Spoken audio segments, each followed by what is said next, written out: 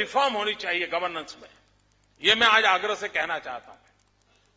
हमारे यहां, मैं अब थोड़ा समय लूंगा, जरा ज्यादा ही बोला हूं आज, लेकिन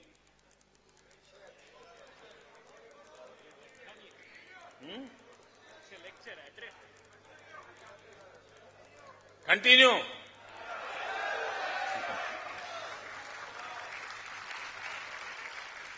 मित्रों, आज शासन की व्यवस्था कैसी है? शासन व्यवस्था ऐसी है कि आप कुछ करो और गलती हो जाए तो इसका तो हिसाब मांगा जाता है, लेकिन कुछ न करो तो गलती ध्यान में ही नहीं आती है, तो आपका कोई हिसाब ही नहीं मांगा जाता। देखिए, ये एक गुड गवर्नेंस के सामने कौन सी रुकावट है, उसमें रिफॉर्म करने की आवश्यकता है। और इसलिए मैं कहता हूं, in government today there is only accountability of commission, no accountability of omission. Will have to change this. इतना ही नहीं मित्रों, आजकल क्या होता है, सरकार क्या कर रही है, कानून बनाती है, एक्ट। मैंने बीच में एक दिन कहा था, भाई तुम्हारे एक्ट नहीं, हमें एक्शन चाहिए।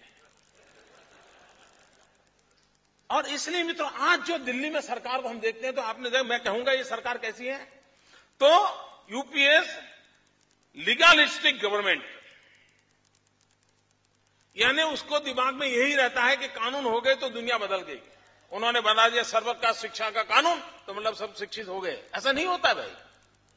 और इसके कारण परिणाम ही आया है, आज दिल्ली सरकार के अंदर उनकी इस टेम्परामेंट का परिणाम ही आया है। UPA's legalistic government has reduced itself to a lethargic government. बाकी डिलीवरी सिस्टम सब लेथार्जिक हो गए, नो रिस्पॉन्सिबिलिटी एट ऑल। ये एक सबसे बड़ा संकट आया है।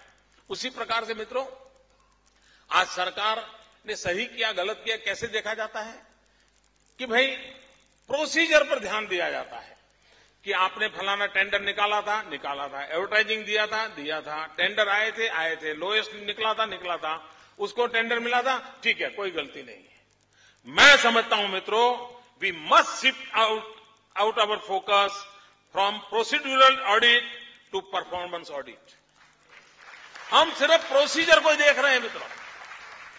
भाई तुमने टेंडर निकाला, सब किया, लेकिन ब्रिज जैसा बनाना था वैसा बना कि नहीं बना, ये कहो।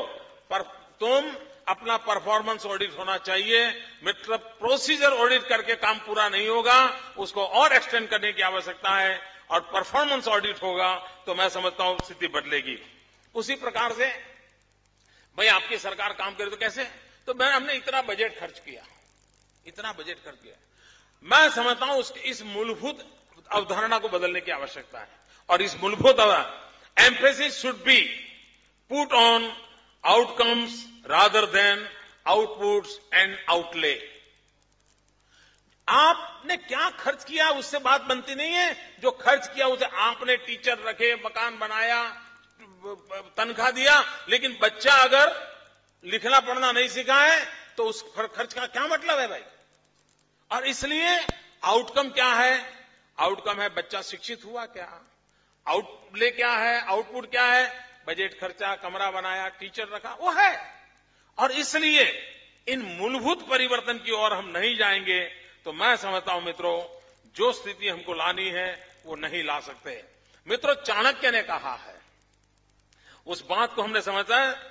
चाणक्य कहते हैं, और मैं समझता हूं इससे हमें पूरा ध्यान में आएगा कि आखिरकार प्रॉस्पेरिटी आती कहां से। चाणक्य ने बहुत अर्थ है, सुखस्य मूलम धर्म, धर्मस्य मूलम अर्थ, अर्थस्य मूलम राज्य। यानी ये प्रॉस्पेरिटी के मूल में राज्य होता है, गुड गवर्नेंस होता है। और आगे भी उसने कहा, राज्य मूलम इंद्रिय जय, इंद्रिय जय से मूलम विनय। आज विनय का कार्यक्रम है ना। तो मित्रों, ये चाणक्य ने भी ये कहा है, और हमारे यहां तो हमारे पूर्वजों ने साहब क्या कल्पना की थी। मार्क्स आया, मार्क्स ने विदर्भ ऑफ द स्टेट की बात कही थी। मार्क्स ने तो बहुत बाद में की, लेकिन हमारे पूर्वजों ने वेद काल में कहा था। मैं जानता हूं अरविंद ने भी कहा था, मानव महामानव बन सकता है, नहीं बना होगा, लेकिन कल्पना गलत नहीं थी।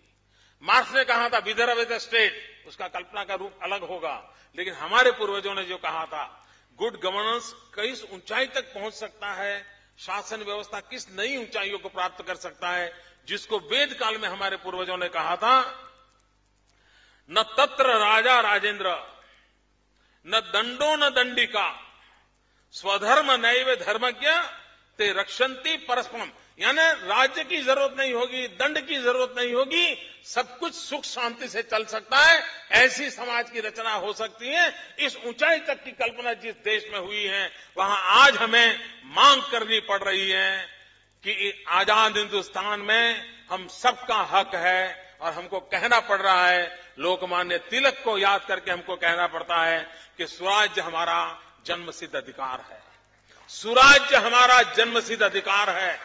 ये सुराज्य हमारा जन्मसिद्ध अधिकार है। इस मंत्र को लेकर के आगे बढ़ना, इस बात को लेकर के हम आगे बढ़ेंगे। मुझे विश्वास है मित्रों, देश जिस प्रगति की नई ऊंचाइयों को पार करना चाहता है, गुड गवर्नेंस के लिए देश जो तरस रहा है, उसको हम प्राप्त कर सकते हैं और ये सभी संभव है। मैंने जो संभावनाएं भरी पड़ी है, उसी को लेकर के आपसे विस्तार से बात की है। इतने लंबे अरसे तक आप सबने इतने शांति से मुझे सुना, मैं इस ऑडियंस का बहुत बहुत आभारी हूं और विनय जी ने जिस कार्य के लिए मुझे बुलाया था, उसको न्याय देने का मैंने प्रयास किया है। बहुत बहुत धन्यवाद, बहुत बहुत धन्यवाद।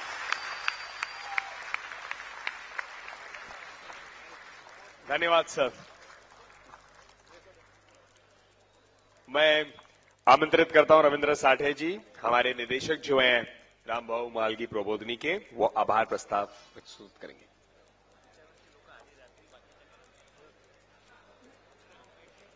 कृपया सबसे अनुरोध है कि बैठेंगे। कार्यक्रम के पहले वंदे मातरम होने वाला है, कृपया यही रहिए। सबसे पहले मंच पर उपस्थित सभी मान्यवरों के प्रति कृतज्ञता व्यक्त करता हूं और यह कार्यक्रम सफल बनाने में काफी कार्यकर्ताओं ने हमें सहयोग दिया है, लेकिन जिनका विशेष उल्लेख करना है उसमें राज पुरोहित जी है, अतुल शाह, अतुल भातखळकर, अतुल जोशी, सुजय पत्की, भरत गुर्जर, माधव भंडारी, संजीव पटेल और किरण पेंगटकर, इन सबके विशेष आभार। आप सबके प्रति कृतज्ञता व्यक्त करता हूं। सभी पत्रकार मित्रों के आभार और बीएसई के सभी अधिकारियों के आभार, पुलिस कर्मियों के आभार।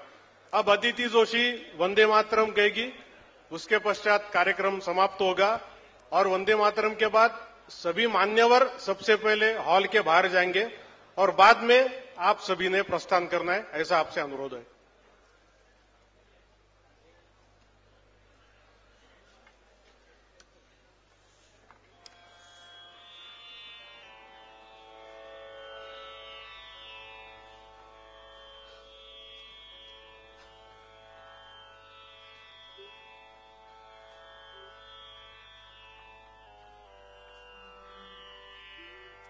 वन्दे मातरम्, वन्दे मातरम्, सुजला